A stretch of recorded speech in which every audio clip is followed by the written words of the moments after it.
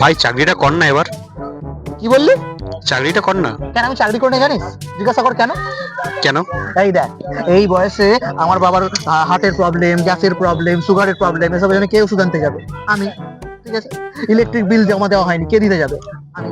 AC খারাপ হলো, কে সারাতে যাবে? আমি। পাম্পে জল আসছে না, কে পাম্পের জলটা আনাবে? আমি। আমি। তাহলে এটা হলো প্রথম। দ্বিতীয় কারণ শোন, আম্বানির কত বড় ক্ষতি হয়ে যাবে তুই জানিস? আমি জিও রিচার্জ করাই, আর সেই জিও রিচার্জে সারাদিন ফেসবুক, হোয়াটসঅ্যাপ, ইনস্টাগ্রাম ঘেটেই যায়। তাহলে আমি যদি কাজ করতে যাই, এগুলো ঘাটবে কে? আম্বানির লস। এবার তৃতীয় কারণ শোন, আমি চাকরি করতে গেলে স্বর্ণা, দেবস্মিতা, মিতা, রীতা, গীতা এদের কি হবে? কারণ এদেরকে আমি সকাল থেকে ক্লাবে ফিল্ডিং লাগিয়ে তাক করে তাকিয়ে থাকি আর ফেসবুকে গিয়ে লাইন মারি। এবার এদেরকে যদি লাইন না মারি, এরা ভাববে এদেরকে দেখতে বিচ্ছিরি হয়ে গেছে, সেই কারণে যদি সুসাইড অ্যাটেম্প করে তখন।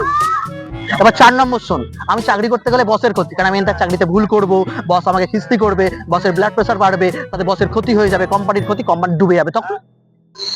এই জন্য আমি চাকরি করতে যাই না। চলা।